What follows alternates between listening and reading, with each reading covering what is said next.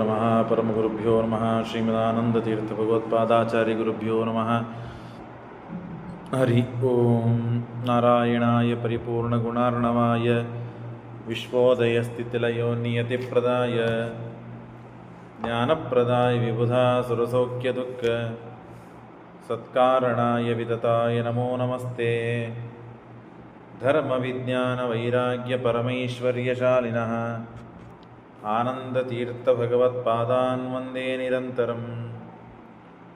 ಚಿತ್ರೈಃ ಪದೈಶ್ಚ ಗಂಭೀರೈರ್ವಾಕ್ಯೈರ್ಮಾನೇರಖಂಡಿತೈಃ ಗುರುಭಾವಂ ವ್ಯಂಜಯಂತಿ ಭಾತಿ ಶ್ರೀಜಯತೀರ್ಥವಾ. ನೌಮಿನ್ಯಾಯ ಸುಧಾಧಿಕೃಜ್ಜಯಮುನೀನ್ ಶ್ರೀಪಾದರಾಟ್ಸನ್ಮಣೀನ್ ವ್ಯಾಸಾರ್ಯಾನ್ ವಿವಿಧಾಗಮಾಬ್ಧಿವಿಹರಾನ್ ಶ್ರೀವಾದಿರಾಜಾನಪಿ ವಂದೇಹಂ ಸವರಾನ್ ರಘುತ್ತಮಗುರುನ್ ವೈದದ್ಯವಾರಾನಿಧೀನ್ ಶ್ರೀಸತ್ಯವ್ರತರಾಘವೇಂದ್ರಮುನಿಪಾನ್ ಸದ್ಬೋಧಸಧ್ಯಾನಪಾನ್. ವಿದ್ಯಾಯಾಂ ವಿಬುಧಾಚಾರ್ಯಂ ವೇದಜ್ಞಾನಾಬ್ಧಿಚಂದಿರಂ ದುರ್ಮತಧ್ವಾಂತಮಾರ್ತಂಡಂ ಸತ್ಯಧ್ಯಾನಮುನಿಂ ಭಜೆ. ಸತ್ಯಾಭಿಜ್ಞಕರಾಬ್ಜೋತ್ಥಾನ್ ಪಂಚಾಶದ್ವರ್ಷಪೂಜಕಾನ್ ಸತ್ಯಪ್ರಮೋದತೀರ್ಥಾರ್ಯಾನ್ ನೌಮಿನ್ಯಾಯಸುಧಾರತಾನ್. ಶಾಸ್ತ್ರೇಷು ಪಾರದರ್ಶ್ವಾನಂ ಶಾಸ್ತ್ರಜ್ಞೇಷು ಚ ವತ್ಸಲಂ ದೀನಭಕ್ತೋದ್ಧಾರಕರಂ ಸತ್ಯಾತ್ಮಾನಂ ಗುರುಂ ಭಜೆ. ವಿದ್ಯಾಪೀಠವಿದಾತಾರಂ ವಿದ್ಯಾವಾರಿಧಿಚಂದಿರಂ ವಿದ್ಯಾರ್ಥಿವತ್ಸಲಂ ವಂದೇ ಮಹಾಮಹಿಮಸದ್ಗುರುಂ. ಆಪಾದಮೂಲಿಪರ್ಯಂతం ಗುರುಣಾಂ ಆಕೃತಿಂ ಸ್ಮರೇತ್ ತೇನ ವಿಘ್ನಾಃ ಪ್ರಣಶ್ಯಂತಿ ಸಿದ್ಧ್ಯಂತಿ ಚ ಮನೋರಥಾಃ. ಶ್ರೀ ಗುರುಭ್ಯೋ ನಮಃ. ಹರಿ ಓಂ. ಶ್ರೀಮನ್ಮಹಾಭಾರತ ತಾತ್ಪರ್ಯ ನಿರ್ಣಯದಲ್ಲಿ ಶ್ರೀಕೃಷ್ಣ ಪರಮಾತ್ಮ ತಾನು ಪಾಂಡವರನ್ನು ಭೇಟಿಯಾಗಿ ವನವಾಸದಲ್ಲಿ ಇದ್ದು ಬಹಳಷ್ಟು ನೋವನ್ನು ಅನುಭವಿಸುವಂತಹ ಪಾಂಡವರಿಗೆ, ದ್ರೌಪದಿಗೆ ಸಾಂತ್ವನವನ್ನು ನೀಡಿ ಆಶೀರ್ವಾದವನ್ನು ಮಾಡಿ ಪರಮಾತ್ಮ ಹೋಗಿದ್ದಾನೆ. 1 ವರ್ಷಗಳ ಕಾಲ ವನವಾಸ ಮಾಡಿದ್ದಾರೆ. ಕಷ್ಟ ಅಂತಂದರೆ ರಾಜ್ಯವನ್ನು ಬಿಟ್ಟು ಬಂದದ್ದು, ಕಾಡಿನಲ್ಲಿ ವಾಸ ಮಾಡೋದು, ಇದೇ ಕಷ್ಟವೇ ಹೊರತು ಧರ್ಮಕ್ಕೆ, ಕರ್ಮಕ್ಕೆ, ಪುಣ್ಯ ಸಂಪಾದನೆಗೆ ಯಾವ ವಿಧವಾದ ತೊಂದರೆ ಅವರಿಗೆ ಆಗ್ತಾ ಇದ್ದಿದ್ದಿಲ್ಲ. ಭಗವಂತನ, ಕೃಷ್ಣ ಪರಮಾತ್ಮನ, ವೇದವ್ಯಾಸ ದೇವರ ಪೂರ್ಣವಾದ ಅನುಗ್ರಹ ಆ ವನದಲ್ಲಿ ವಾಸ ಮಾಡುವಾಗಲೂ ಅವ್ರ ಮೇಲೆ ಪೂರ್ಣವಾಗಿ ಇತ್ತು. ಇದೇ ಭಗವದ್ಭಕ್ತರ ಒಂದು ಲಕ್ಷಣ, ಒಂದು ಚಿಹ್ನ. ಯಾವ ಸಮಯದಲ್ಲಿಯೂ ನಾವು ಅನೇಕ ಬಾರಿ ಕೇಳ್ತೇವೆ, ಪ್ರಹ್ಲಾದರಾಜರಿಗೆ ಎಷ್ಟು ವಿಧವಾಗಿ, ಎಷ್ಟು ವಿಪರೀತವಾಗಿ ಪರೀಕ್ಷೆ ಆಯಿತು. ಬೆಂಕಿಯಲ್ಲಿ ಹಾಕಿದರು, ಬೆಟ್ಟದ ಮೇಲಿಂದ ಬಿಸಾಕಿದರು, ಆನೆಯಿಂದ ತುಳಿಸಿದರು, ಹಾವಿನಿಂದ ಕಚ್ಚಿಸಿದರು. ಅಂದರೆ ಇದೆಲ್ಲ ಲೌಕಿಕವಾದ ಕಾರ್ಯಗಳಲ್ಲ, ಇವೆಲ್ಲ ಅಲೌಕಿಕವಾದ ಕಾರ್ಯಗಳೇ. ಆದರೆ ಅದರ ಮಧ್ಯದಲ್ಲಿ ಲೌಕಿಕವಾದ ಕಾರ್ಯವಾಗಲಿ, ಅಲೌಕಿಕವಾದ ಕಾರ್ಯವಾಗಲಿ, ದೇವರನ್ನು ಸ್ಮರಿಸಿದರೆ, ದೇವರನ್ನು ಭಕ್ತಿಯಿಂದ ಸ್ಮರಣೆ ಮಾಡಿದರೆ ದೇವರು ಎಂದೂ ಯಾವಾಗಲೂ ಭಕ್ತರನ್ನು ಕೈ ಬಿಡೋದಿಲ್ಲ ಅಂತನ್ನೋದು ಏನು ಅನಿಶ್ಚಿತವಾಗಿ ಶಾಸ್ತ್ರದಲ್ಲಿ ನಾವು ಕೇಳ್ತೇವೆ, ಪುರಾಣ ಇತಿಹಾಸದಲ್ಲಿ. ಅದು ಎಲ್ಲ ಕಡೆಗೆ ಪಾಂಡವರೇ ಆಗಿರಲಿ ಅಥವಾ ಸಣ್ಣ ಕೂಸು ಪ್ರಹ್ಲಾದನೇ ಆಗಿರಲಿ, ಯಾರೇ ಆಗಿರಲಿ, ಗಜೇಂದ್ರ ಆಗಿರಲಿ, ಪ್ರಾಣಿಯಾದ ಗಜೇಂದ್ರ ಆಗಿರಲಿ, ಅಥವಾ ಸಣ್ಣ ಕೂಸು ಯಾರದು ಧ್ರುವರಾಜ ಆಗಿರಲಿ, ಎಷ್ಟು ಜನನ್ನು ನಾವು ನೋಡ್ತೇವೆ. ಎಲ್ಲರೂ ಭಗವದ್ಭಕ್ತರು. ಯಾಕೆ ದೇವರು ಅಷ್ಟು ಅವರ ಮೇಲೆ ಕೃಪೆ ಅಥವಾ ಪ್ರೀತಿಯನ್ನು ಭಗವಂತ ಮಾಡ್ತಾನೆ ಅಂತಂದರೆ, ಅವರು ದೇವರಲ್ಲಿ ಅಷ್ಟು ಪ್ರೀತಿಯನ್ನು, ಭಕ್ತಿಯನ್ನು ಮಾಡ್ತಾರೆ. ಆದ್ದರಿಂದ ಪಾಂಡವರಿಗೆ ವನದಲ್ಲಿಯೂ ಅಷ್ಟು ಉತ್ತಮವಾದ ವಾಸ, ಭಾಗ್ಯ, ಭೋಗಗಳನ್ನು ಪರಮಾತ್ಮ ಕೊಟ್ಟಿದ್ದಾನೆ ಅಂದರೆ ದೇವರ ಮೇಲೆ ಅಷ್ಟು ಅವರು ಪ್ರೀತಿ ಮಾಡ್ತಾರೆ, ದೇವರಲ್ಲಿ ಅಷ್ಟು ಭಕ್ತಿ ಮಾಡ್ತಾರೆ. ಇದನ್ನು ನಾವು ತಿಳಿದುಕೊಳ್ಳಬೇಕಾದದ್ದು. ಯಾವ ಕ್ಷಣದಲ್ಲಿಯೂ ಎಂಥ ಪರೀಕ್ಷೆ ನಮಗೆ ಬಂದರೂ, ಯಾವ ಸ್ಥಿತಿ ಬಂದರೂ ದೇವರನ್ನು ಬಿಡತಕ್ಕದ್ದಲ್ಲ, ದೇವರನ್ನು ಮರೆತಕ್ಕದ್ದಲ್ಲ. ಭಾರಿ ಭೋಗ ಐಶ್ವರ್ಯಗಳನ್ನು ದೇವರು ಕೊಟ್ಟಿರ್ತಾನೆ. ಆ ಸಮಯದಲ್ಲಿ ದೇವರನ್ನು ಮಾತ್ರ ಬರೆಯುವುದು. ಐಶ್ವರ್ಯ ಏನೋ ಯಾವುದೋ ಒಂದು ಕಾರಣಕ್ಕೆ ಹೋಯಿತು, ಲಾಸ್ ಆಯಿತು, ಏನೋ ಸಮಸ್ಯೆ ಬಂತು, ಬಹಳಷ್ಟು ಒದ್ದಾಟದಲ್ಲಿದ್ದಾನೆ, ಬೀದಿಗೆ ಬಂದಿದ್ದಾನೆ ಅಂತ ಅಂದ್ಕೊಂಡ್ರೂ ಕೂಡ ದೇವರನ್ನು ಬರಿತಕ್ಕದ್ದಲ್ಲ, ದೇವರನ್ನು ಬೈತಕ್ಕದ್ದಲ್ಲ, ದೇವರಿಗೆ ಏನೂ ಅಂತಕ್ಕದ್ದಲ್ಲ.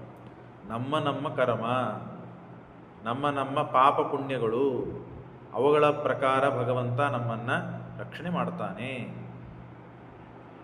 ಹಾಗಾಗಿ ಪಾಂಡವರಿಗೆ ಪಾಂಡವರಂದ್ರೆ ಸಾಮಾನ್ಯರ ಧರ್ಮರಾಜ, ಸ್ವಯಂ ಯಮಧರ್ಮರಾಜ, ಎಲ್ಲ ಜೀವರಾಶಿಗಳು ಸತ್ತು ಹೋದ ಮೇಲೆ ಅವರೆಲ್ಲ ಹಣೆಬರವನ್ನು ನೋಡಿಕೊಂಡು ಅವರಿಗೆ ಆಯಾ ಶಿಕ್ಷೆಗಳನ್ನು ಕೊಡುವಂಥ ಮಹಾದೇವತೆ, ದೊಡ್ಡ ಕಕ್ಷದಲ್ಲಿ ಇದ್ದವನು, ಅಪರೋಕ್ಷ ಜ್ಞಾನಿಗಳು ಅವರೆಲ್ಲ, ಸಾಮಾನ್ಯರಲ್ಲ. ಇಂದ್ರ ಅರ್ಜುನ ಅಂದರೆ ಇಂದ್ರ, ಸ್ವಯಂ ಭೀಮಸೇನ ದೇವರು, ನಕುಲು ಸಹದೇವರು, ಎಲ್ಲ ಮಹಾನುಭಾವರೇ ಭೂಮಿ ಮೇಲೆ ಅವತಾರ ಮಾಡಿದಂಥವರಿಗೂ ಭೀಮಸೇನ ದೇವರನ್ನು ಬಿಟ್ಟರೆ ಉಳಿದವರೆಲ್ಲ ತಮ್ಮ ತಮ್ಮ ಪುಣ್ಯ ಕರ್ಮ ಪಾಪ ದೇವರ ಸೇವೆಯನ್ನು ಮಾಡಲಿಕ್ಕೆ ಭೀಮಸೇನ ದೇವರು ಅವತಾರ ಮಾಡಿತ್ತು. ಉಳಿದವರೆಲ್ಲರೂ ತಮ್ಮ ತಮ್ಮ ಪುಣ್ಯ ಕರ್ಮ ಪಾಪ ಅನುಸಾರವಾಗಿಯೇ ಭೂಮಿ ಮೇಲೆ ಅವತಾರ ಮಾಡಿದ್ದು, ಹುಟ್ಟಿದ್ದು. ಅದರ ಪ್ರಕಾರ ಭಗವಂತನಲ್ಲಿ ದಾಸ್ಯವನ್ನು, ಸೇವೆಯನ್ನು ಮಾಡ್ತಾ ಇರೋದು ನಾವೆಲ್ಲ ಕಾಣ್ತೇವೆ. ಅಂದಮೇಲೆ ನಮ್ಮ ಅವಸ್ಥೆ ಏನು ಅಂತನ್ನೋದನ್ನು ನಾವು ಈ ಕಥೆ ಮೂಲಕವಾಗಿ, ಆದರೆ ಇಷ್ಟು ಮಾತ್ರ ನಿಜ, ದೇವರನ್ನು ನಂಬಿದರೆ, ದೇವರಲ್ಲಿ ಶರಣಾಗತಿಯನ್ನು ಹೊಂದಿದ್ದರೆ, ದೇವರೇ ಇದನ್ನೆಲ್ಲ ಮಾಡ್ತಾನೆ ಅಂತನ್ನುವ ಪೂರ್ಣವಾದ ವಿಶ್ವಾಸವನ್ನಿಟ್ಟರೆ ಯಾವ ಕಾಲಕ್ಕೂ ದೇವರು ನಮ್ಮನ್ನು ರಕ್ಷಣೆ ಮಾಡ್ತಾನೆ. ಆ ಕಾಲಕ್ಕೆ ಮಾತ್ರ ಪ್ರಹ್ಲಾದರಾಜರನ್ನು ದರ ಎಳೆದುಕೊಂಡು ಕರೆದುಕೊಂಡು ಹೋಗ್ತಾ ಇದ್ರು. ಆಗ ಕಾಲಿಗೆ ತೆರಿತಿತ್ತು, ನೋವಾಗ್ತಿತ್ತು. ಆದರೆ ಮೇಲಿಂದ ಬೆಟ್ಟದಿಂದ ತಳಗೆ ಪಾತಾಳಕ್ಕೆ ಎಸೆದು ಒಗೆದಾಗ ದೇವರು ಬಂದು ರಕ್ಷಣೆ ಮಾಡಿದ. ಅಂದರೆ ನಾವು ಊಹಾನೂ ಮಾಡಲಿಕ್ಕೆ ಸಾಧ್ಯ ಇಲ್ಲ. ಇಡೀ ಪ್ರಹ್ಲಾದರಾಜರ ಚರಿತ್ರೆ, ಇಡೀ ಭಗವದ್ಭಕ್ತರ ಚರಿತ್ರೆಯೇ ಆಗಿದೆ. ದೇವರನ್ನು ಕರೆದಾಗ ದೇವರು ಬಂದಿದ್ದಾನೆ, ಇನ್ನೇನು ಬೇಕು ಹೇಳ್ರಿ ನೋಡೋಣ.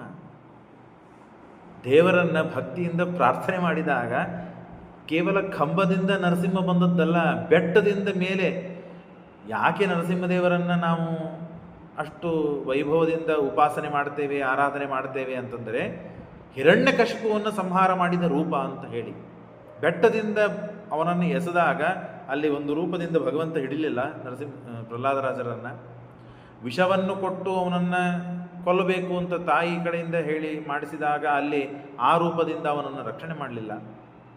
ಹಾವಿನಿಂದ ಕಚ್ಚಿಸಿದಾಗ, ಆನೆಯಿಂದ ತುಳಿಸಿದಾಗ ಎಲ್ಲ ಕಡೆಗೂ ಭಗವಂತ ಬಂದು ಅವನನ್ನು ರಕ್ಷಣೆ ಮಾಡಿದ್ದಾನೆ. ಆದರೆ ಪ್ರಹ್ಲಾದರಾಜನನ್ನು ದ್ವೇಷ ಮಾಡಿದವನಿಗೆ, ಪ್ರಹ್ಲಾದರಾಜನಿಗೆ ಕಷ್ಟವನ್ನು ಕೊಟ್ಟಂತಹ ದುಷ್ಟನಿಗೆ ಸಂಹಾರ ಮಾಡಿದ್ದು ನರಸಿಂಹದೇವ ರೂಪ. ಆ ರೂಪಗಳಿಗೂ ಈ ರೂಪಗಳಿಗೂ ಅಭೇದವಿದೆ. ಅಂದರೆ ಪ್ರಹ್ಲಾದರಾಜನನ್ನು ಸಲವಾಗಿ ಅವನನ್ನು ರಕ್ಷಣೆ ಮಾಡಬೇಕು ಅಂತ ಹೇಳಿ ನರಸಿಂಹದೇವರ ಅವತಾರವಾಯಿತು, ರಾಮಚಂದ್ರ ದೇವರ ಅವತಾರವಾಯಿತು. ಎಷ್ಟೋ ಜನರನ್ನು ರಕ್ಷಣೆ ಮಾಡೋದಕ್ಕಾಗಿ, ಉದ್ಧಾರ ಮಾಡೋದಕ್ಕಾಗಿ. ಎಲ್ಲ ಭಗವದ್ಭಕ್ತರ ಭಕ್ತಿಗೆ ಮೆಚ್ಚಿಗೇನೆ ಭಗವಂತ ತಾನು ಅವತಾರವನ್ನು ತಾಳಿದ್ದು, ಪ್ರಕಟನಾದದ್ದು, ಅಭಿವ್ಯಕ್ತಿಗೊಂಡದ್ದು. ಹಾಗಾಗಿ ದೇವರು ಇಲ್ಲ, ದೇವರು ನಮಗೇನು ಮಾಡ್ತಾನೆ, ನಮ್ಮ ಕರ್ಮಾನುಸಾರವಾಗಿಯೇ ದೇವರು ಫಲ ಕೊಡೋದು. ಹಾಗಾಗಿ ದೇವರ ಕೈಯಲ್ಲಿ ಏನಿದೆ ಅಂತ ನಾವು ಎಷ್ಟೋ ಜನ ಕಷ್ಟದಲ್ಲಿ ಇದ್ದಾಗ, ದುಃಖದಲ್ಲಿ ಇದ್ದಾಗ ನಾವು ಕೂಡ ಅನ್ನುವ ಕೆಲವು ಪ್ರಸಂಗ ಬರ್ತದೆ. ಆದರೆ ಈ ವಿಶ್ವಾಸ ಅತ್ಯಂತ ಗಟ್ಟಿಯಾಗಿ ಇರಬೇಕು. ಅದಕ್ಕೆ ಸಾಕ್ಷಿ ಜ್ವಲಂತ ದೃಷ್ಟಾಂತ ನಾವು ಪಾಠದಲ್ಲಿ ಕೇಳ್ತಾ ಇದ್ದೇವೆ. ಪಾಂಡವರೇ ಸಾಕ್ಷಿ. ಇಷ್ಟು ವೈಭವದಿಂದ ಕಾಡಿನಲ್ಲಿ, ನಮ್ಮ ಮನೆಯಲ್ಲಿಯೂ ಕೂಡ ನಾವು ಮಾಡಲಿಕ್ಕೆ ಸಾಧ್ಯ ಇಲ್ಲ. ಅಷ್ಟು ವೈಭವದಿಂದ ಕಾಡಿನಲ್ಲಿ ಮುಖ್ಯವಾಗಿ ಶ್ರವಣ, ಜ್ಞಾನಿಗಳ ಉಪದೇಶ, ಕೃಷ್ಣ ವೇದವ್ಯಾಸ ದೇವರು ಮಾಡುವ ತತ್ವೋಪದೇಶಗಳು ಅನೇಕ ವನಪರ್ವದಲ್ಲಿ ನಾವು ಮಹಾಭಾರತದಲ್ಲಿ ಕೇಳ್ತೇವೆ. ಅನೇಕ ಮಹನೀಯರು ಬಂದು ತಾವು ಉಪದೇಶ ಮಾಡುತ್ತಾರೆ ಪಾಂಡವರಿಗೆ. ನೀನು ಕಷ್ಟವನ್ನು ಪಟ್ಟಿ, ಇಷ್ಟೇ ಅಲ್ಲ ನಿನ್ನಕ್ಕಿಂತ ಹೆಚ್ಚು ಕಷ್ಟವನ್ನು ಪಟ್ಟವರಿದ್ದಾರೆ ಅಂತ ಹೇಳಿ ಎಲ್ಲ ಮಹಾನುಭಾವರಾದ ಭಗವದ್ಭಕ್ತರ ಚರಿತ್ರೆಯನ್ನು ಹೇಳಿ ಹೋಗಿದ್ದಾರೆ. ನಾರದರು, ಜ್ಞಾನಿಗಳು, ಮಹಾನುಭಾವರು ಎಲ್ಲ ಬಂದು ಹೋಗಿ. ಸರಿ, ಹಾಗಾಗಿ ಸ್ವಭಾವ, ಯೋಗ್ಯತಾ, ಹಠ ಅಂತನೋ ಹೆಸರಿನಿಂದ ಕರೆಯುವ ಯೋಗ್ಯತೆ ಅದು ಅನಾದಿ ಕಾಲದಿಂದ ಇದ್ದ ನಮ್ಮ ಯೋಗ್ಯತೆ ಮತ್ತು ಅನಾದಿ ಕಾಲದಿಂದ ಇದ್ದ ನಮ್ಮ ಪುಣ್ಯ ಪಾಪಗಳು ಮತ್ತು ಜೀವನ ಪ್ರಯತ್ನ. ಇದು ಅತ್ಯಂತ ಪ್ರಧಾನವಾದದ್ದು. ಈ ಮೂರನ್ನಿಟ್ಟುಕೊಂಡೇನೆ ಭಗವಂತ ನಮಗೆ ಫಲವನ್ನು ಕೊಡುತ್ತಾನೆ. ಇದೇ ದೇವರ ಸಂಕಲ್ಪ, ಇದೇ ದೇವರ ಸ್ವಾತಂತ್ರ್ಯ.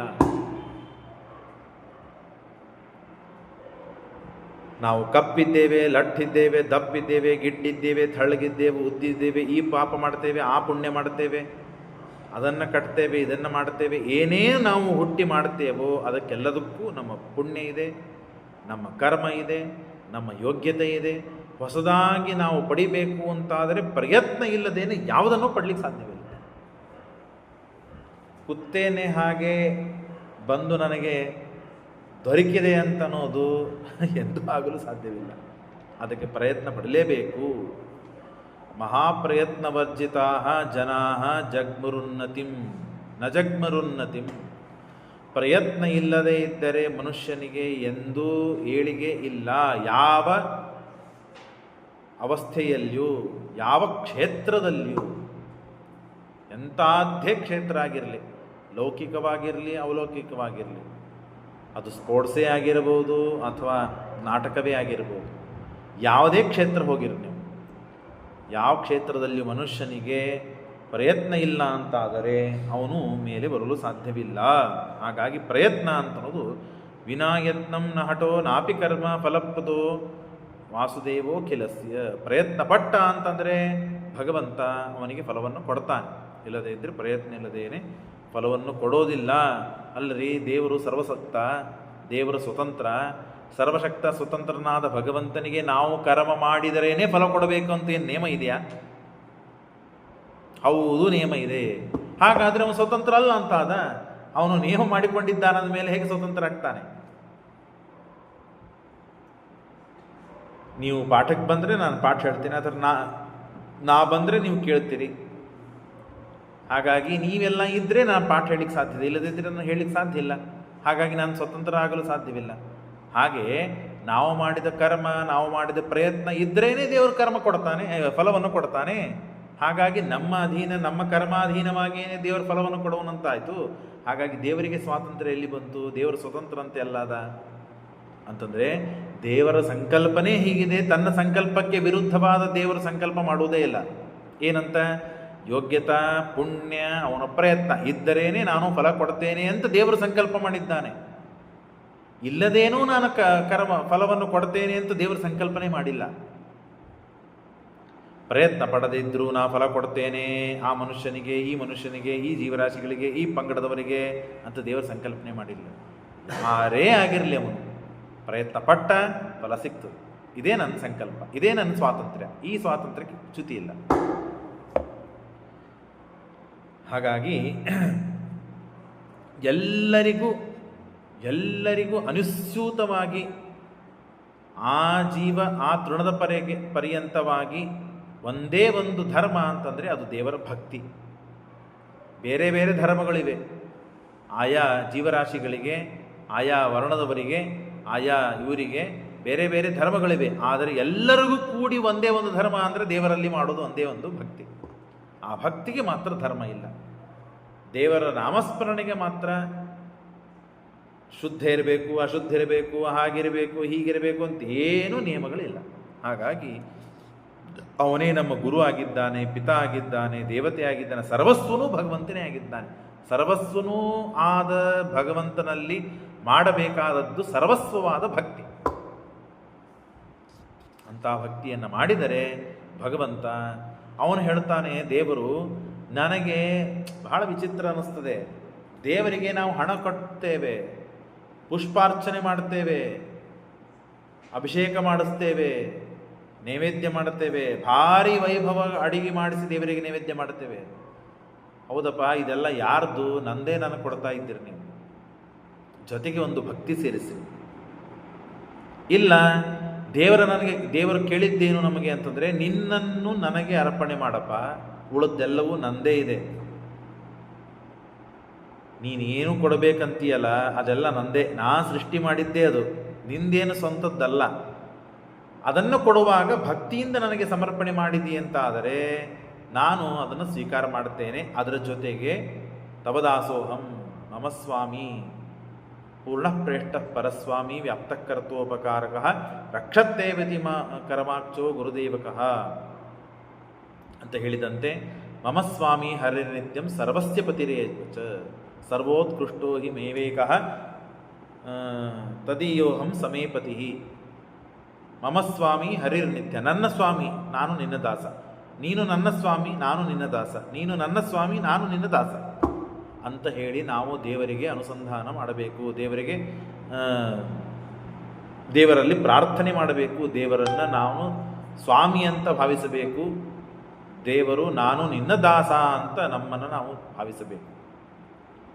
ದೇವರನ್ನ ಸ್ವಾಮಿತ್ವೇನ ನಮ್ಮನ್ನು ನಾವು ದಾಸ್ಯ ಭಾವದಿಂದ ಉಪಾಸನೆ ಮಾಡಿದರೆ ದೇವರು ನಮ್ಮನ್ನು ಮೆಚ್ಚುತ್ತಾನೆ, ದೇವರು ನಮ್ಮನ್ನು ನೋಡಿ ಆಶೀರ್ವಾದ ಮಾಡ್ತಾನೆ. ಯಾಕೆ? ಅವನು ಸ್ವತಂತ್ರ ದೇವರು. ಬಹಳ ವಿಚಿತ್ರ ಇದೆ ನೋಡಿ, ಯಾರೋ ನಮಗೆ ಅಧಿಕಾರ ಕೊಟ್ಟಿರ್ತಾರೆ, 4 ಜನರನ್ನು ನಿಯಮನ ಮಾಡಲಿಕ್ಕೆ ಏನೋ ಒಂದು ಪೋಸ್ಟ್ ಸಿಕ್ಕಿರ್ತದೆ, ಯಾವುದೋ ಒಂದು ಅಧಿಕಾರ ಸಿಕ್ಕಿರ್ತದೆ. ಆ ಅಧಿಕಾರ ಪೋಸ್ಟದಲ್ಲಿ, ಆ ಭರದಲ್ಲಿ ನಾವು ನಮ್ಮ ದ್ವೇಷ ಅಸೂಯ ಮಾತ್ಸರ್ಯಗಳನ್ನು ಒಳಗೂಡಿಸಿ ಅವರಿಗೆ ತೊಂದರೆ ಕೊಡ್ತೇವೆ. ಅದು ತಾತ್ಕಾಲಿಕವಾದ ಆ ಪೋಸ್ಟ್ ಇರ್ತದೆ, ಆ ಅಧಿಕಾರ ಇರ್ತದೆ, ಆ ಗೌರವ ಇರ್ತದೆ, ಎಷ್ಟು ದಿನ ಇರ್ತದೆ, ಅದು ಹೋದ ಮೇಲೆ ನಮ್ಮನ್ನು ಕೆಡೋರು ಇರೋದಿಲ್ಲ. ಹಾಗೆ ದೇವರಿಗಿದೆಯಾ? ದೇವರ ಸ್ವಾತಂತ್ರ್ಯ, ದೇವರ ಸರ್ವಕರ್ತೃತ್ವ, ದೇವರ ಸ್ವಾಮಿತ್ವ ಇಲ್ಲ. ದೇವರು ಸ್ವತಂತ್ರನಾಗಿದ್ದಾನೆ, ಆದ್ದರಿಂದಲೇ ಸರ್ವಶಕ್ತನಾಗಿದ್ದಾನೆ. ದೇವರು ನಿಸ್ಸೀಮ ಶಕ್ತಿ ಉಳ್ಳವನಾಗಿದ್ದಾನೆ, ಆದ್ದರಿಂದಲೇ ಸ್ವತಂತ್ರನಾಗಿದ್ದಾನೆ. ಬಹಳ ವಿಚಿತ್ರ, ಬಹಳ ದೊಡ್ಡ ಮಾತು.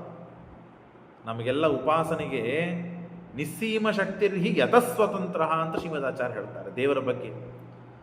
ದೇವರು ಯಾರ ಆಧಾರದ ಮೇಲೆಗೆ ಸ್ವತಂತ್ರನಾಗಿಲ್ಲ, ಯಾರೋ ಹೇಳಿದ್ದಕ್ಕೆ ದೇವರೇನೋ ಮಾಡ್ತಾನೆ ಅಂತಲ್ಲ, ಎಲ್ಲಕ್ಕೂ ಸಮರ್ಥನಾಗಿದ್ದಾನೆ. ಯಾಕೆ ಅಂದರೆ ಅವನ ಶಕ್ತಿನೇ ನಿಸ್ಸೀಮವಾದ ಶಕ್ತಿ. ಒಂದೊಂದು ಮಾತುಗಳನ್ನು ವಿವರಣೆ ಮಾಡಬೇಕು, ಬಹಳ ರಸಪೂರಿತವಾದ ಮಾತುಗಳು. ಜಿಲೇಬಿ ಗುಲಾಬ್ ಜಾಮೂನ್ ಇರುತ್ತದೆ, ಎಷ್ಟು ನೀವು ಒಳಗೆ ಇಳಿತೀರಿ ಅಷ್ಟು ಪಾಕ ಸಿಗ್ತಾ ಹೋಗ್ತದಲ್ಲ, ಹಾಗಿದ್ದಂತೆ ಇವೆಲ್ಲ ಮಾತುಗಳು. ನಿಸ್ಸೀಮ ಶಕ್ತಿ, ಶಕ್ತಿಗೆ ಸೀಮಾ ಅಂತ ಇರ್ತದೆ. ಇಷ್ಟು ಶಕ್ತಿ, ನಾನು ಒಂದು 50 kg ಎತ್ತೀನಿ, ಒಂದು 100 kg, ಒಂದು 1000 kg ಏನೋ ಎತ್ತಿ ಒಂದು ಗಿನ್ನಿಸ್ ರೆಕಾರ್ಡು, ವರ್ಲ್ಡ್ ರೆಕಾರ್ಡ್ ಮಾಡ್ತೇನೆ. ದೇವರು ಏನಂತ ರೆಕಾರ್ಡ್ ಮಾಡಬೇಕು? ಎಲ್ಲ ರೆಕಾರ್ಡ್ಗಳು ದೇವರದೇ ಇದೆ. ಯಾಕೆ? ಎಲ್ಲ ಶಕ್ತಿಗಳು ಮೀರಿ ಪರಮಾತ್ಮನ ಶಕ್ತಿ ಇದೆ, ಅದು ನಿಸ್ಸೀಮವಾದ ಶಕ್ತಿ, ಅಂತಿಲ್ಲ ಪಾರಿಲ್ಲ ಭಗವಂತನ ಶಕ್ತಿ. ಆದ್ದರಿಂದ ದೇವರು ಸ್ವತಂತ್ರನಾಗಿದ್ದಾನೆ. ಸರ್ವದೋಷೋಚ್ಛಿತಸ್ಯ, ಎಲ್ಲ ಗುಣಗಳಿಂದ ಪೂರ್ಣನಾಗಿದ್ದಾನೆ, ಸ್ವತಂತ್ರನಾಗಿದ್ದಾನೆ. ಆದ್ದರಿಂದಲೇ ಸುಖ, ಜ್ಞಾನ, ಶಕ್ತಿ ಇವೆಲ್ಲವೂ ಪೂರ್ಣವಾಗಿ ಭಗವಂತನಲ್ಲಿ ಇವೆ. ಎಲ್ಲರೂ ಅವನ ಅಧೀನರಾಗಿದ್ದಾರೆ, ಎಲ್ಲ ದೋಷಗಳಿಂದ ದೂರನಾಗಿದ್ದಾನೆ. ಅಂತ ಭಗವಂತ ನಮ್ಮ ಎಲ್ಲ ಪಾಪವನ್ನು ಪರಿಹಾರ ಮಾಡಬೇಕು. ನಮಗೆ ಅಂಟಿಕೊಂಡ ಅನಾದಿ ಕಾಲದಿಂದ ಇದ್ದ ಮನಸ್ಸಿನ ಲಿಂಗದೇಹದಲ್ಲಿ ಆವರಕವಾದ ಎಲ್ಲ ದೋಷಗಳನ್ನು, ಪ್ರತಿಬಂಧಕವನ್ನು ನಿವಾರಣೆ ಮಾಡಬೇಕು ಭಗವಂತ. ಅವನ ಸ್ಮರಣೆಯಿಂದ ಆಗ್ತದೆ ಅಂತ ಹೇಳ್ತಾ ಭೀಮಸೇನ್ ದೇವರು ಹೇಳ್ತಾರೆ, ಧರ್ಮರಾಜ, ನಾವು ಯುದ್ಧವಾಡಲೇಬೇಕು. ದೇವರ ಸಂಕಲ್ಪ ಮತ್ತು ನಮ್ಮ ಸ್ವಕರ್ತವ್ಯ, ನಮ್ಮ ಕರ್ತವ್ಯ ಏನು? ನಾವು ಕ್ಷತ್ರಿಯರು ಯುದ್ಧವನ್ನು ಪಡಿಬೇಕು. ಹಾಗಾಗಿ ಹೋಗೋಣ.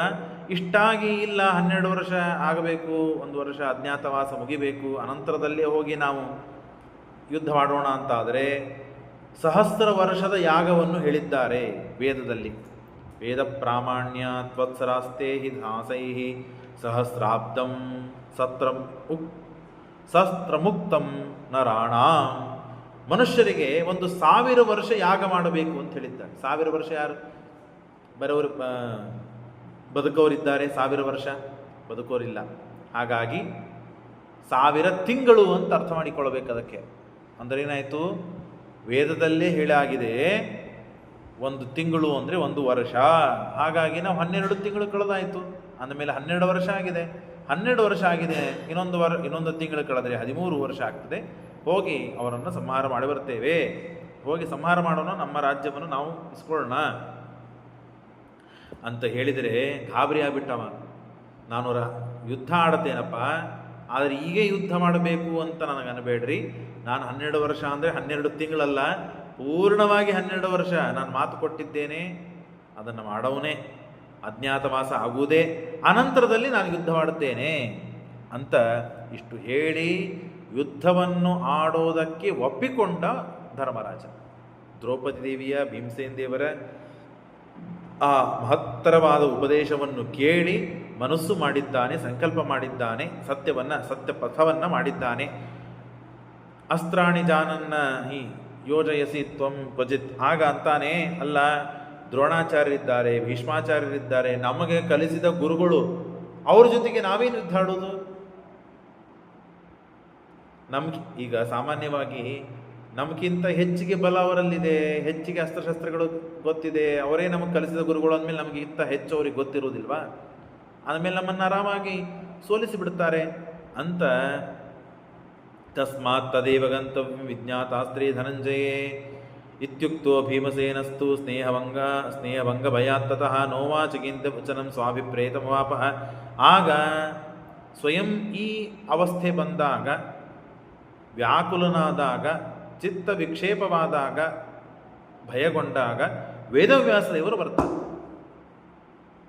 ವೇದವ್ಯಾಸದೇವರು ಬಂದು ಆಗ ಅರ್ಜುನನಿಗೆ ಮಂತ್ರದ ಉಪದೇಶವನ್ನು ಮಾಡಿಸ್ತಾರೆ ಧರ್ಮರಾಜನ ಕಡೆಯಿಂದ. ಒಂದು ಮಂತ್ರವನ್ನು ಹೇಳ್ತೇನೆ, ಆ ಮಂತ್ರ ಜಪ ಮಾಡಲಿ.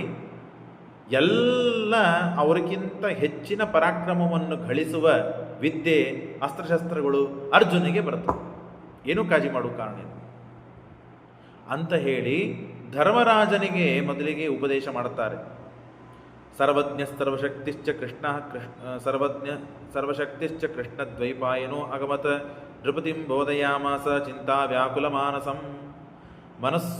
ಮನಸ್ಸು ನೋವು ಮಾಡಿಕೊಂಡು ಬಹಳ ಚಿಂತಾಪರನಾಗಿ ಧರ್ಮರಾಜ ಕೂತಾಗ, ಇಮಂ ಮಂತ್ರಂ ವದಿಷ್ಯಾಮಿ ಏನ ಜೇಚ್ಛಸಿ ಫಲ್ಗುಣ. ಈ ಮಂತ್ರವನ್ನು ನಾನು ಉಪದೇಶ ಮಾಡ್ತೇನೆ.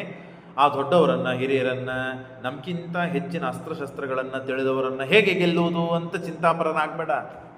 ನಾನು ಮಾಡಿದ ಏನು ಮಂತ್ರ ಉಪದೇಶ ಮಾಡ್ತೇನಲ್ಲ, ಆ ಮಂತ್ರ ಉಪದೇಶವನ್ನು ನೀನು ಕೇಳಿದ ಕೂಡಲೇ ಆ ಮಂತ್ರವನ್ನು ಜಪಿಸು.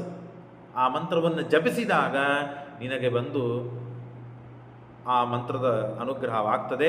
ಆಗ ಎಲ್ಲರನ್ನು ಗೆಲ್ಲುವ ಸಾಮರ್ಥ್ಯ ಶಕ್ತಿ ನಿನ್ನಲ್ಲಿ ಸಿದ್ಧವಾಗ್ತದೆ.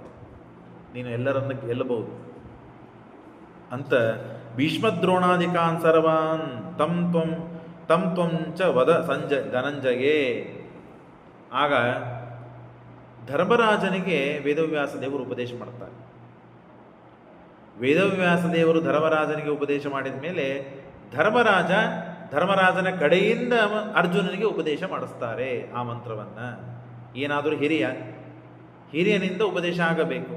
ಆಯಿತು, ಹಾಗಾದರೆ ಹಿರಿಯರಾದ ವೇದವ್ಯಾಸ ದೇವರೇ ಧರ್ಮರಾಜನಿಗೆ ಉಪದೇಶ ಮಾಡ್ತಾ ಇದ್ದ, ಸರ್ವೋತ್ತಮರಾದವರು ಭಗವಂತ ಅಂದಮೇಲೆ ನೇರವಾಗಿ ಅರ್ಜುನನಿಗೆ ಉಪದೇಶ ಮಾಡಬಹುದಾಗಿತ್ತಲ್ಲ. ಧರ್ಮರಾಜನ ಕಡೆಯಿಂದ ಆ ಮಂತ್ರವನ್ನು ಉಪದೇಶ ಮಾಡಿ, ಆ ಮಂತ್ರವನ್ನು ಪಠಿಸಿ, ತಪಸ್ಸನ್ನು ಮಾಡಿ ಅದರಿಂದ ಫಲವನ್ನು ಪಡಿತಾನೆ ಅರ್ಜುನ. ಏನಾದರೂ ವೇದವ್ಯಾಸ ದೇವರು ಮಾಡಿದ್ದರಾಗಿತ್ತಲ್ಲ ಅಂತಂದರೆ ಆಗ ಶ್ರೀಮದಾಚಾರ್ಯರು ನಿರ್ಣಯ ಕೊಡ್ತಾರೆ, ನೇರವಾಗಿ ಅರ್ಜುನನಿಗೆ ಯಾಕೆ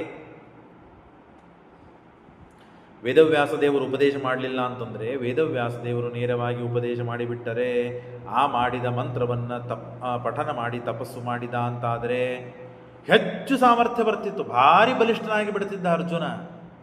ಅಷ್ಟು ಬಲ ಬೇಕಾಗಿದ್ದಿಲ್ಲ, ಮಹಾಫಲ ಕೊಡ್ತದೆ ಮಂತ್ರ.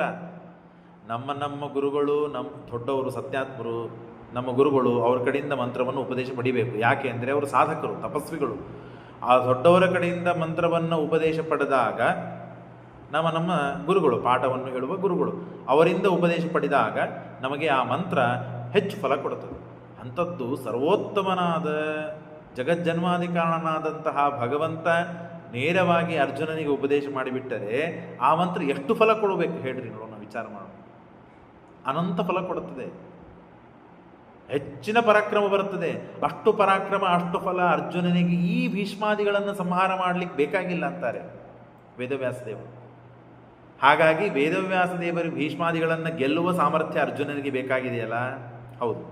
ಅಂದ ಮೇಲೆ ಧರ್ಮರಾಜನ ದ್ವಾರ ಅರ್ಜುನನಿಗೆ ಉಪದೇಶ ಮಾಡಿದರೆ ಸಾಕು, ಅಷ್ಟು ಫಲ, ಅಷ್ಟು ಪರಾಕ್ರಮ, ಅಷ್ಟು ಸಾಮರ್ಥ್ಯ, ಶಕ್ತಿ ಬರ್ತದೆ.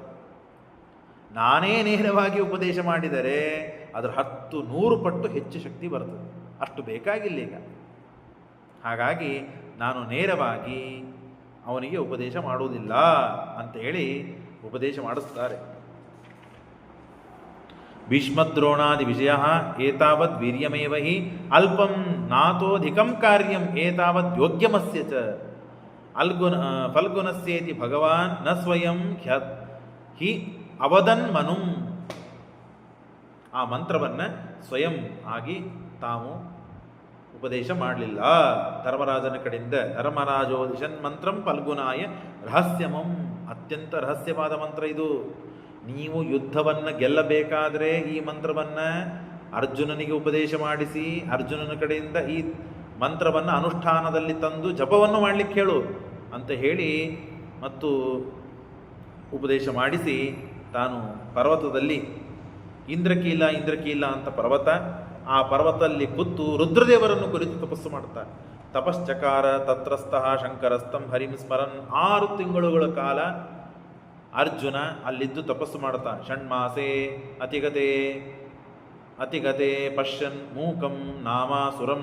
ಮೂಕಾಸುರ ಅಂತ ಹೇಳಿ ಹಂದಿಯ ರೂಪದಿಂದ ಬಂದು ಅರ್ಜುನನನ್ನು ಕೊಲ್ಲಬೇಕು ಅಂತ ಧಾವಿಸಿ ಬರ್ತಾ ಇದ್ದಾನೆ ಅರ್ಜುನ ತಪಸ್ಸು ಮಾಡ್ತಾ ಇದ್ದಾಗ. ವರಾಹ ರೂಪಮಾಗತಂ ವದಾರ್ಥಂ ಫಲ್ಗುನಸ್ಯ ಚ ತಂ ಜ್ಞಾತ್ವಾ ಫಲ್ಗುನೋ ವೀರ ಸಜ್ಜಂ ಕೃತ್ವಾ ತು ಗಾಂಡೀವಂ. ಆಗ ಆ ಮುಖಾಸುರ ವರಾಹ ರೂಪದಿಂದ, ಅಂದರೆ ಹಂದಿಯ ರೂಪದಿಂದ ಬಂದು ಮುಖಾಸುರ ಅರ್ಜುನನ್ನು ಕೊಲ್ಲಬೇಕು ಅಂತ ಬಂದಾಗ ಅರ್ಜುನ ನೋಡಿದ ಕೂಡಲೇ ಗಾಂಡೀವವನ್ನು ತೆಗೆದುಕೊಂಡು ಆ ಹಂದಿಯನ್ನು ಕೊಲ್ಲಬೇಕು ಅಂತ ಬಾಣವನ್ನು ಬಿಟ್ಟಿದ್ದಾನೆ. ತಂ ಜ್ಞಾತ್ವಾ ಫಲಗ್ನೋ ವೀರ ಸಜ್ಜಂ ಕೃತ್ವಾ ತು ಗಾಂಡೀವಂ ಚಿಕ್ಷೇಪ ವಜ್ರ ಸಂಹಿತಾನ್ ತತ್ಕಾಲೇ ಸಾಯಕಾನ್ ಬಹೂನ್. ಅನೇಕ ಬಾಣಗಳನ್ನು ಬಿಟ್ಟಿದ್ದಾನೆ. ಕಿರಾತ ರೂಪಂ ತಮ್ಮನು ಸಭಾರ್ಯಸ್ತ್ರ್ಯಂಬಕ. ಆ ಕಡೆಗೆ ಕಿರಾತ ರೂಪವನ್ನು ಧಾರಣೆ ಮಾಡಿಕೊಂಡು ರುದ್ರದೇವರು ಕೂಡ ಬಂದಿದ್ದಾರೆ. ಅರ್ಜುನ ಈ ಕಡೆಯಿಂದ ಬಾಣ ಬಿಡುತ್ತಾ ಇದ್ದಾನೆ, ಕಿರಾತ ರೂಪದಿಂದ ರುದ್ರದೇವರು ಬಂದಿದ್ದಾರೆ, ಅವರು ಬಾಣ ಬಿಡುತ್ತಾ ಇದ್ದಾರೆ. ಆಗ ಕಿರಾತ ರೂಪಂ ತಮನಂ ಸಭಾರ್ಯಸ್ತ್ರ್ಯಂಬಕ. ಪಾರ್ವತಿ ಸಮೇತರಾಗಿ ಬಂದಿದ್ದಾರೆ. ಸಭಾರ್ಯಶ್ಚಿತ್ರ್ಯಂಬಕ ಸಸಂಹಾರ ಹಸ್ತಾಭ್ಯಾಂ ದಾನವ ಪಾಪಚೇತನಃ. ಆಗ ಆ ವರಾಹ ರೂಪದಲ್ಲಿ ಇದ್ದ ಆ ಅಸುರ ತಾನು ಸತ್ತೋಗಿದ್ದಾನೆ. ತೇನೋಕ್ತೋಸೋ ಮಯೀವದ್ಯ. ಆವಾಗ ನಾನು ಕೊಂದೆ ಅಂತೀವಿ. ನೀ ಕೊಂದಿಲ್ಲೋ, ನಾನು ಕೊಂದಿದ್ದೀನಿ ಅಂತ ಹೇಳಿ ರುದ್ರದೇವರು. ನೀ ಕೊಂದಿ, ನಾನು ಕೊಂದಿದ್ದೇನೆ ಅಂತ ಅರ್ಜುನ, ನಾನು ಕೊಂದಿದ್ದೇನೆ ಅಂತ ಈ ಕಿರಾತರೂಪಿಯಾದಂತಹ ರುದ್ರದೇವರು. ಆವಾಗ ಮಯೇವ ಅಯಂ ವರಾಹ ಅನುಗತಃ ಅದ್ಯ ಹಿ ತಮ ಅವಿದ್ಯೋ ಯತಸ್ತ್ವಂ ಹಿ ತದ್ಯುದ್ಧಸ್ವ ಮಯಾ ಸಹ. ಹಾಗಾದರೆ ತಡಿ, ನನ್ನ ತುತ್ತು ಇದು, ನಾನು ಕೊಲ್ಲಬೇಕಾದದ್ದನ್ನು ನೀನು ಕೊಂದಿ, ಹಾಗಾದರೆ ನನ್ನ ಜೊತೆ ನೀ ಯುದ್ಧ ಆಡು ಅಂತ ಹೇಳಿ ಕಿರಾತ ರೂಪಿಯಲ್ಲಿ ಬಂದಂತಹ ಯಾರನ್ನು ಕುರಿತು ತಪಸ್ಸು, ಆರಾಧನೆ, ಸೇವಾದಿಗಳನ್ನು ಮಾಡ್ತಾ ಇದ್ದ 6 ತಿಂಗಳುಗಳಿಂದ ಅರ್ಜುನ, ಅಂತ ಅರ್ಜುನ ರುದ್ರದೇವರ ಜೊತೆಗೆ ಯುದ್ಧವಾಡಲಿಕ್ಕೆ ಬಂದ. ಯುದ್ಧ ಮಾಡ್ತಾ ಇದ್ದಾನೆ. ಇತ್ಯುಕ್ತ ಫಲ್ಗುನಸ್ತಿಷ್ಠ ಪ್ರಾಹತಿಷ್ಠ ತಿಷ್ಠೇತಿ ಮೋಕ್ಷಸೆ ಇತ್ಯುಕ್ತ್ವಾ ತಾಭೋ ಯುದ್ಧಂ ಚಕ್ರದ ಪುರುಷರ್ಷಭೋ ತತ್ರಾಖಿಲಾನಿ ಚಾಸ್ತ್ರಾಣಿ ಫಲ್ಗುನಸ್ಯಾಗ್ರಸಚ್ಚಿವ ತಥೋ ಅರ್ಜುನಸ್ತು ಗಾಂಡೀವಂ ಸಮಾಸಾತ್ತಾಣ. ಅವಾಗ ಯುದ್ಧವಾಡ್ತಾ ಇದ್ರೆ ರುದ್ರದೇವರ ಜೊತೆಗೆ ಏನು ಅರ್ಜುನ ಯುದ್ಧವಾಡೋದು? ಯುದ್ಧವಾಡಿದಂತೆ ಮಾಡಿ ಮೂರ್ಛೆಗೆ ಬಂದು ಬಿಟ್ಟಿದ್ದಾನೆ. ಮೂರ್ಛಾಮವಾಪ ಮಹತಿಂ ಫಲ್ಗುನೋ ರುದ್ರಪೀಡಿತ, ಭಯಾನಕ ಪೀಡೆ ಕೊಟ್ಟಿದ್ದಾನೆ. ತ್ರಸ್ತನಾಗಿ ಶಟದು ಬಿದ್ದುಬಿಟ್ಟಿದ್ದ ಅಂತೊಳಗೆ ಅರ್ಜುನ. ಆಗ ಸ್ವಲ್ಪ ಹೊತ್ತಾದ ಮೇಲೆ ಎದ್ದು ರುದ್ರದೇವರು ಅವನಿಗೆ ಅನುಗ್ರಹ ಮಾಡಿ ದರ್ಶನವನ್ನು ಕೊಟ್ಟಿದ್ದಾರೆ. ಆಗ ಪಾಶುಪತಾಸ್ತ್ರವನ್ನು ಅವನಿಗೆ ಉಪದೇಶ ಮಾಡಿದ್ದಾರೆ ರುದ್ರದೇವರು. ಅನಂತರದಲ್ಲಿ ಅವನು ತಪಸ್ಸು ಮಾಡಿದ್ದಕ್ಕೆ ಉಪದೇಶ ಮಾಡಿದ್ದು ಧರ್ಮರಾಜ, ಆ ಧರ್ಮರಾಜನಿಗೆ ಉಪದೇಶ ಮಾಡಿದ್ದು ವೇದವ್ಯಾಸ ದೇವರು. ಹಾಗಾಗಿ ಆ ಮಂತ್ರವನ್ನು ಉಪದೇಶ ಮಾಡಿದ್ದಕ್ಕೆ ಅರ್ಜುನನಿಗೆ ನಿಜವಾದ ಗುರುಗಳಾದವರು ರುದ್ರದೇವರು. ಹಾಗಾಗಿ ಆ ರುದ್ರದೇವರ ಮುಖಾಂತರವಾಗಿ ಈ ಫಲ ಸಿಗಬೇಕು ಅಂತನೋ ಉದ್ದೇಶ. ಅಪ್ಯಚ್ಯುತೋ ಗುರುದ್ವಾರ ಪ್ರಸಾದ ಕೃತಹಂತ್ವಿತಿ. ನಮ್ಮ ಗುರುಗಳೇ ನಮ್ಮನ್ನು ಉದ್ಧಾರ ಮಾಡೋರು. ಅವ್ರ ಮೇಲಿನ ನಮ್ಮ ಗುರುಗಳಿಗಿಂತ ದೊಡ್ಡವರಿದ್ದಾರೆ, ಅವರ ಹತ್ರ ಹೋಗ್ತೇವೆ ಅಂತಂದರೆ ಆ ದೊಡ್ಡವರು ಅನುಗ್ರಹ ಮಾಡಿದರೆ ಅವರ ಅನುಗ್ರಹ ನಮ್ಮ ಗುರುಗಳ ದ್ವಾರಾನೇ ನಮಗಾಗುವುದು. ಹಾಗಾಗಿ ಕೃಷ್ಣ ಇದ್ದಾನೆ, ವೇದವ್ಯಾಸ ದೇವರಿದ್ದರೂ ಅರ್ಜುನನಿಗೆ ಉಪದೇಶ ಮಾಡಿದ್ದು, ಅರ್ಜುನನಿಗೆ ಅನುಗ್ರಹ ಮಾಡಿದ್ದು ಧರ್ಮರಾಜನ ದ್ವಾರ. ಮಂತ್ರವನ್ನು ಉಪದೇಶ ಮಾಡಿ, ಮಂತ್ರವನ್ನು ಉಪದೇಶ ಮಾಡಿದ ಮಂತ್ರವನ್ನು ತಾನು ಜಪವನ್ನು ಮಾಡಿದಾಗ ರುದ್ರದೇವರು ಬಂದು ಅವನಿಗೆ ಅನುಗ್ರಹ ಮಾಡಿದ್ದಾರೆ. ಶ್ರೀಕೃಷ್ಣ ಅರ್ಪಣಮಸ್ತು.